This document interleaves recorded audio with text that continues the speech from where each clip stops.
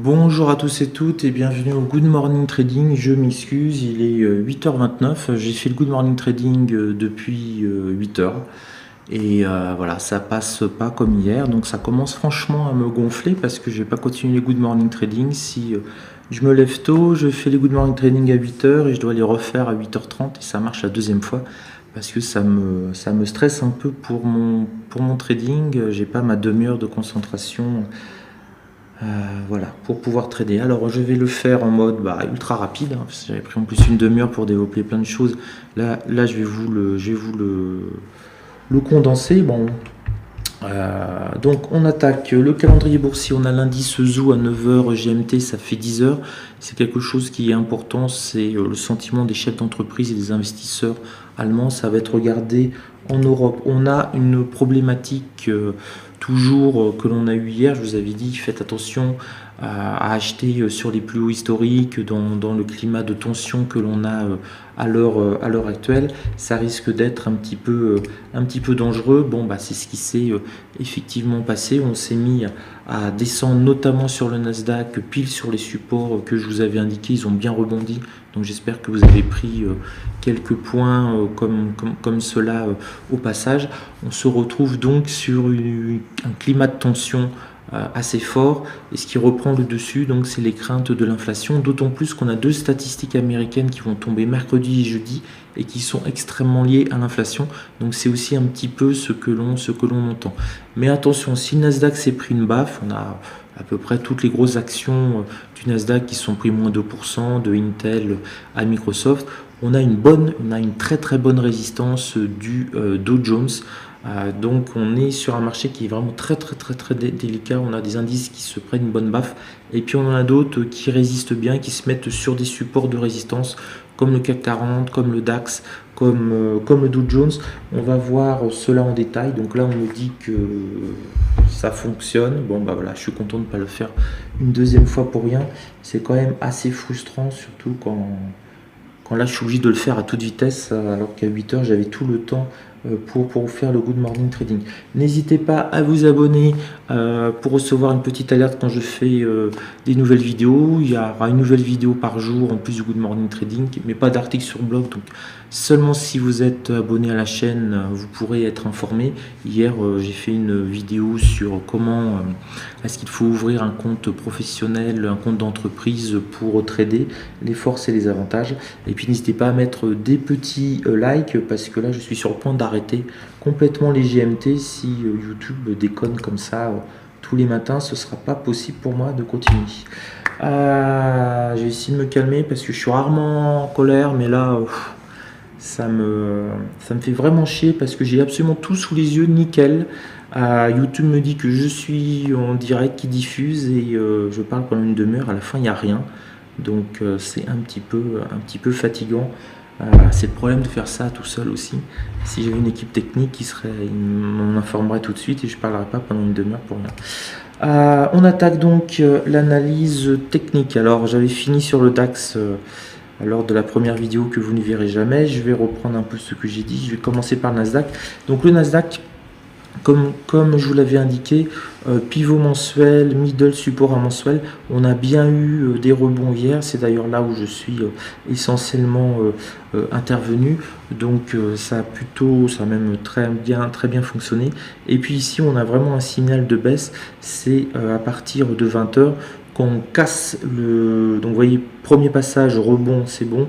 Quand on le casse, on se met à débouler et on est juste stabilisé par le plus bas de la semaine précédente. Et il y a un move qui m'intéressait énormément, c'était celui-là. C'était le move 13002, 13250, 60. C'est-à-dire si on passait sous le support à mensuel, le premier niveau intéressant pour prendre appui, c'était le niveau symbolique des 250 appuyé 13 250, niveau symbolique appuyé par le support 1 le niveau 13 200 appuyé par le support 1 de la journée, et donc on a bien rebondi. Voilà, il suffit juste d'attendre. En 5 minutes c'est encore beaucoup plus clair parce qu'en 5 minutes on rebondit à peu près ici.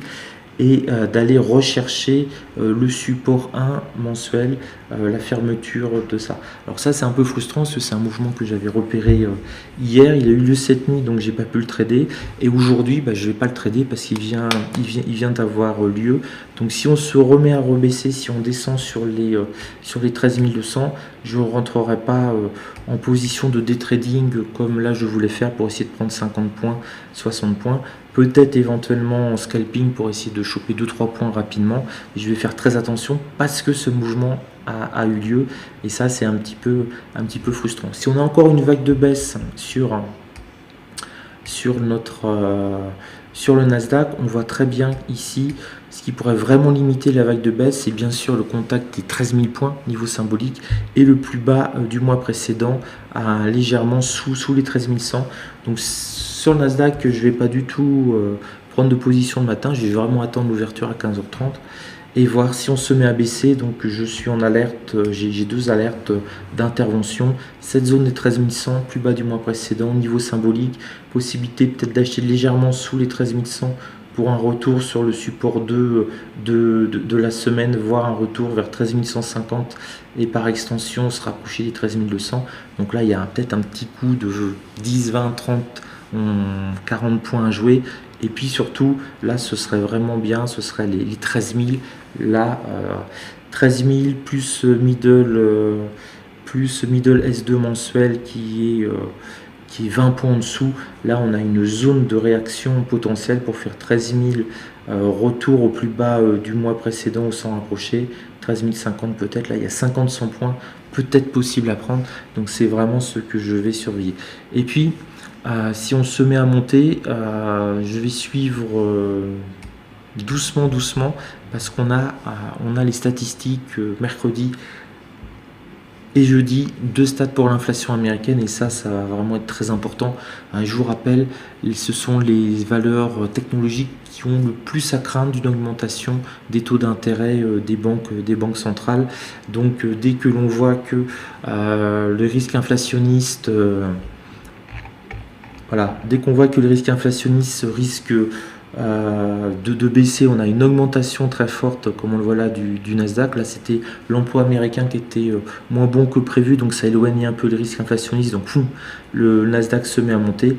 Et puis là, on a eu à nouveau des déclarations, des discours pas pro-inflationniste, mais mettant en garde contre l'inflation qui arrive. Notamment, on a des problèmes au niveau des chaînes de production. C'est normal, hein. Tout a été à l'arrêt pendant à peu près un an. Donc le temps que ça se remette en place, ça prend beaucoup de temps. Essayez de faire une recherche sur un reportage que j'ai vu qui était assez édifiant sur Arte, sur tout ce qui est mis au niveau logistique en place pour qu'on puisse bouffer des frites surgelées. C'est hallucinant. C'est une véritable économie de guerre. Nous, ça nous paraît normal d'aller dans notre supermarché et de nous prendre des frites surgelées à mettre au four et tout, mais c'est une chaîne en flux tendu absolument dingue. C'est un super reportage, je me rappelle plus le titre, mais peut-être que si vous tapez frites, chaîne d'approvisionnement frites ou je sais pas trop quoi, Arte, vous trouverez l'émission. Ça devait être un thème ou un truc comme ça, mais c'était assez génial. Tout ça pour vous montrer que c'est normal, mais que le système capitaliste a cette force énorme, c'est qu'elle a cette force de logique productive et de logique de distribution à grande échelle. Donc le système se remet tout simplement en marche.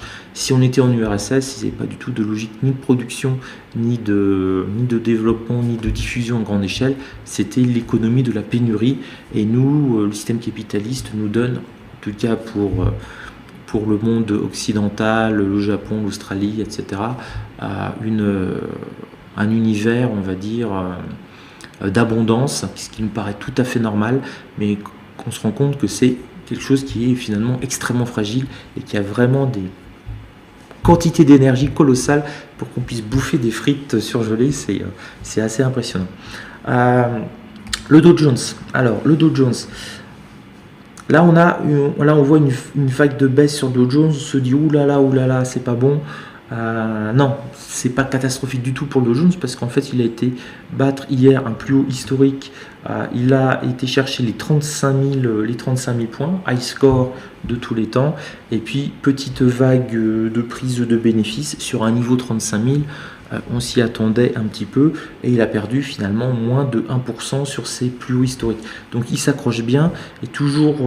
Et si le Dow Jones continue de baisser, j'allais dire c'est pas grave du tout, il peut retourner sur les 34 000 points.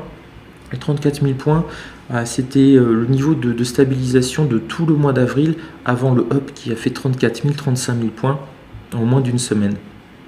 Donc là sur le Dow Jones, il n'y a vraiment rien d'inquiétant, c'est pas du tout la baisse du Nasdaq. Vous voyez, le Nasdaq, lui, il ne cesse de baisser depuis début mai de manière continue, donc c'est pour ça que j'aimerais bien choper un point bas.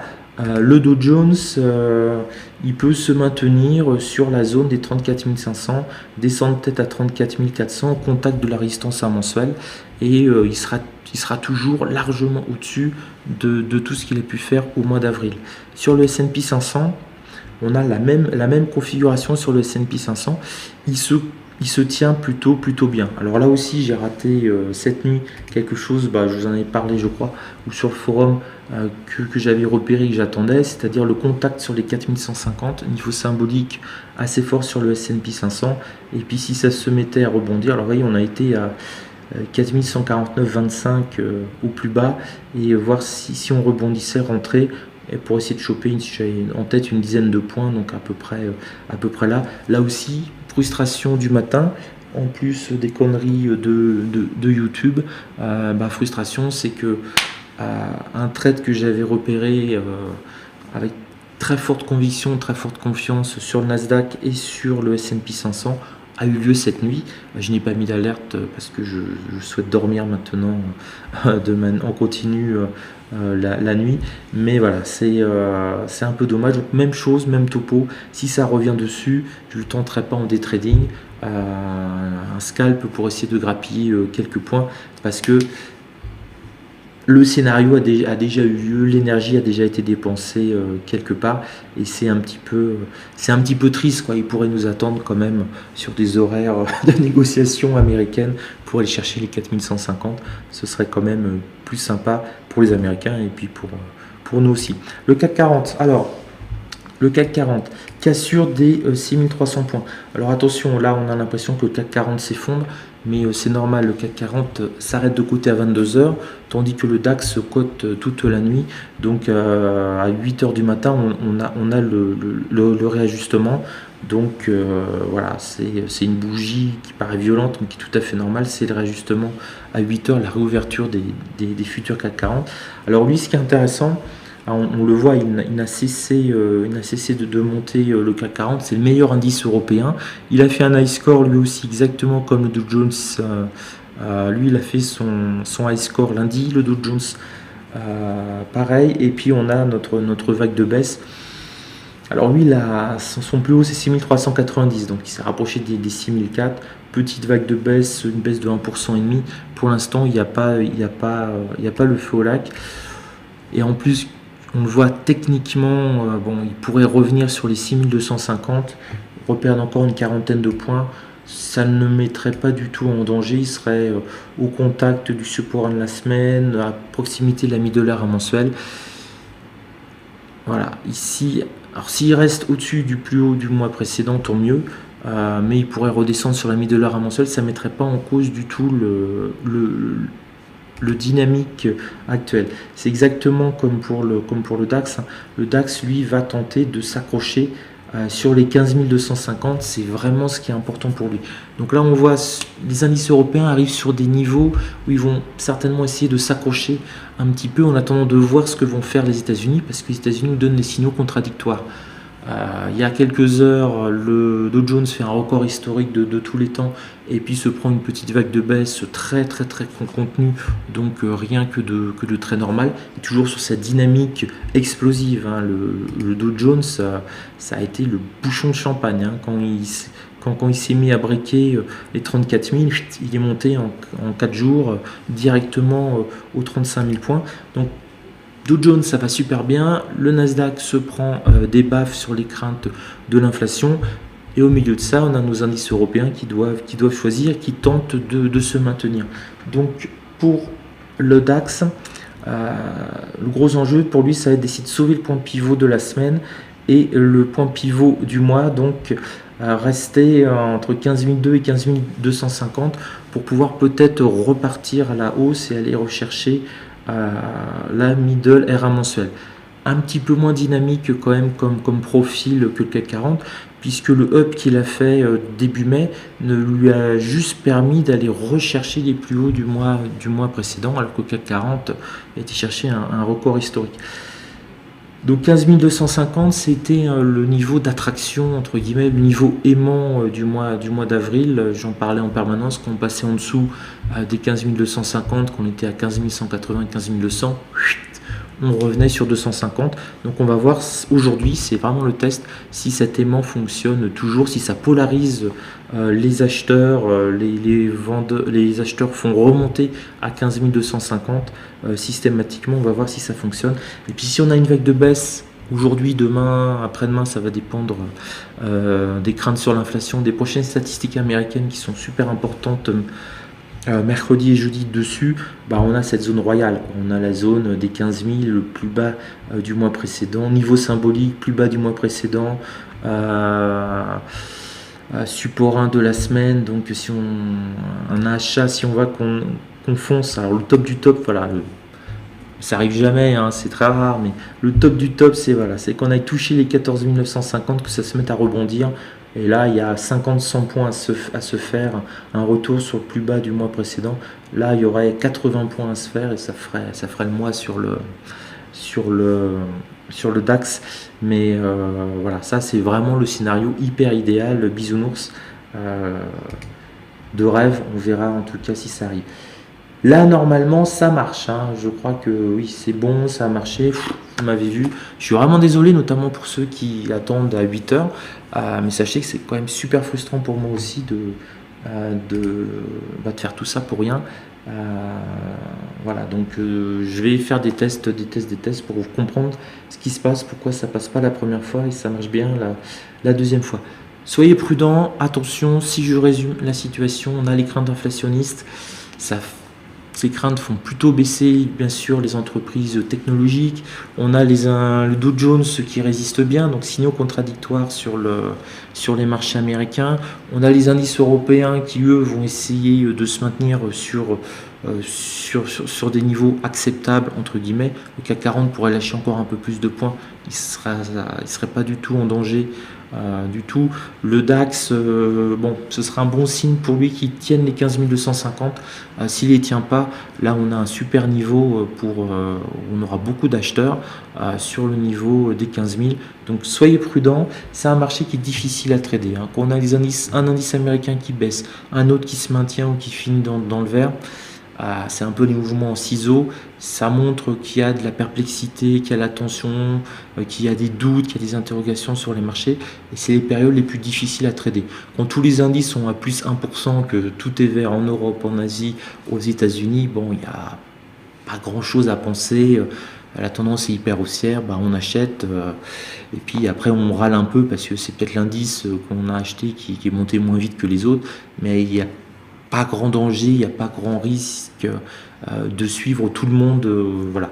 Mais quand on a comme ça des discordances entre les indices, c'est beaucoup plus délicat à trader, donc passer peut-être moins de trades, sauter une journée tout en surveillant, hein, pour vraiment prendre le sentiment du marché, le ressentir, mais pas forcément pour trader. Hier, je crois que j'ai fait une dizaine de trades, ce qui n'est pas beaucoup pour moi, mais voilà, j'attendais juste que le Nasdaq arrive sur des supports énormes, parce que la situation était un petit peu compliquée. Donc voilà, soyez prudents, c'est vraiment pas facile à gérer en ce moment. Et avant de partir, merci, vous êtes plus de 300 spectateurs en simultané. N'hésitez pas à vous abonner à la chaîne, cliquez pour recevoir une notification, car vous avez une vidéo supplémentaire tous les jours que j'annoncerai pas forcément sur le blog, parce que j'aurai pas le temps d'écrire un article dessus, mais la vidéo sera faite en tout cas. Portez-vous bien, donc on se retrouve en différé dans la journée avec une nouvelle vidéo et en direct à 8h. Et puis bah, si à 8h05 vous voyez rien, revenez à 8h30. Hein, c'est que je suis encore en train de faire ça pour rien du tout. Mais bon, on va trouver une solution.